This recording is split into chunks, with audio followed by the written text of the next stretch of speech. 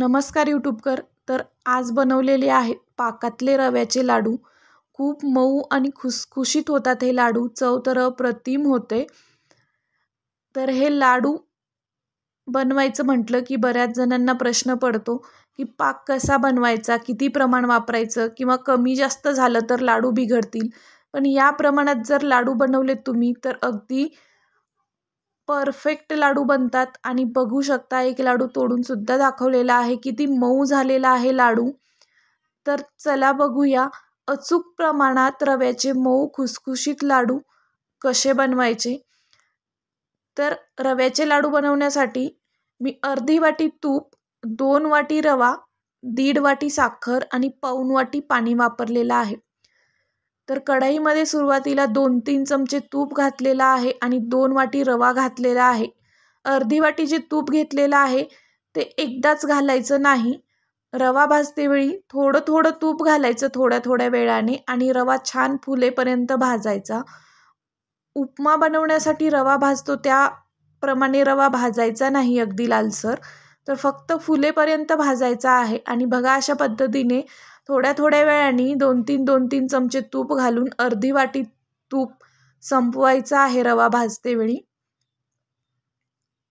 रवा भाजतेवेळी गॅसची फ्लेम अगदी बारीक ठेवायची म्हणजे रवा छान भाजतो. 4 ते 5 मिनिटं लागतात रवा फुलेपर्यंत भाजायला.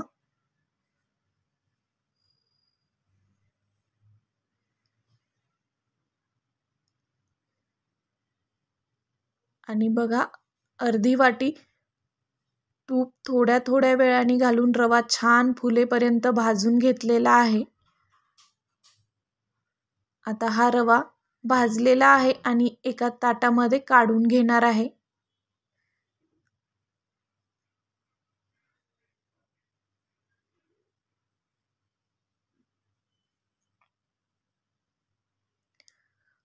खूप सोपी पद्धत आहे ही रव्याचे लाडू बनवण्याची.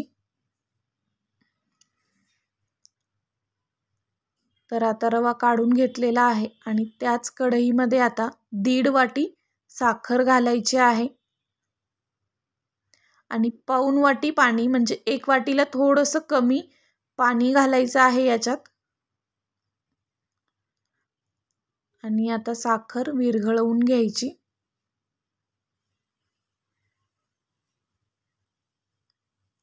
आता हे मिश्रण उकळू द्यायचंय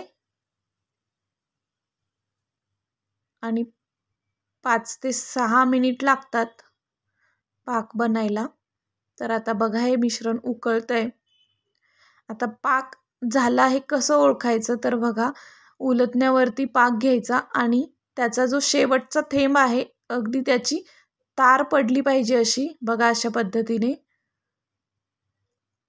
खूप जवळून दाखवलेला आहे मी, त्याच्यामुळे समजेल की कसा पाक बनवायचा ते. बघा अशा पद्धतीने तार तुटली पाहिजे त्याची. हातावरती 2 बोटावर जर पाक घेतला तर तो त्याची सुद्धा अशी तार बनली पाहिजे. तर अशा पद्धतीने पाक बनवायचा आहे.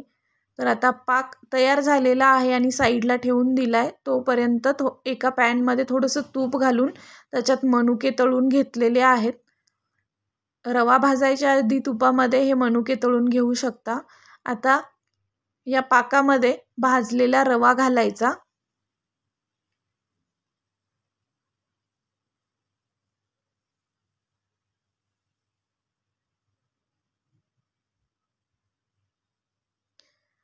आणि आता याच्यामध्ये अर्धी वाटी ओला नारळाचा खीस घालणार आहे. त्याची साल काढून घेतली म्हणजे मग लाडूमध्ये नारळाच्या सालीचं काळं दिसणार नाही, म्हणून साल काढून घेतली आणि खिसून घेतला ओला नारळ.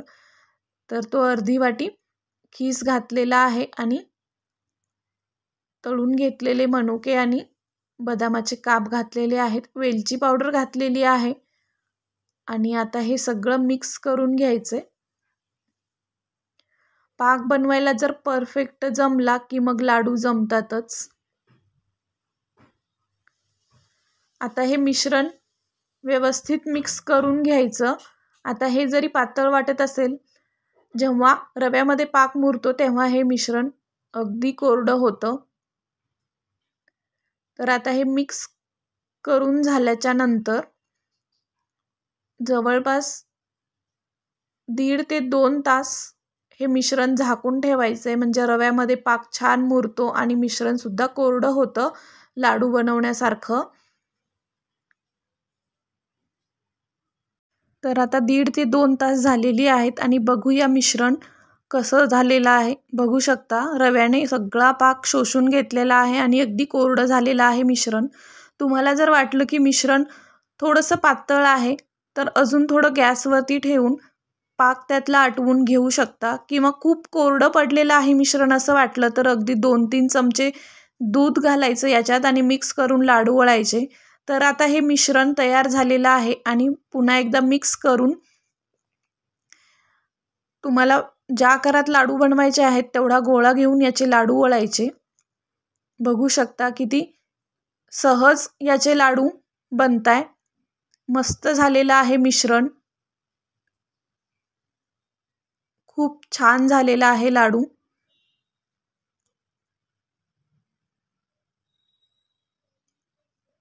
तर बघा अशा पद्धतीने हे सगळे लाडू वळून घेणार आहे.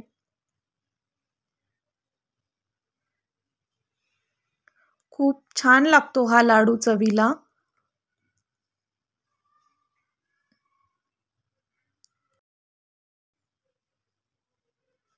तर बघा सगळे लाडू वळून झालेले आहेत आणि आता पूर्णपणे हे लाडू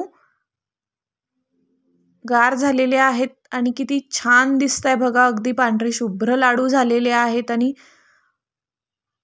खूप मऊ खुसखुशीत होतात हे लाडू. तर बघा रव्याचे लाडू बनवणं किती सोपं आहे, फक्त त्याचा पाक बनवायला जमला पाहिजे.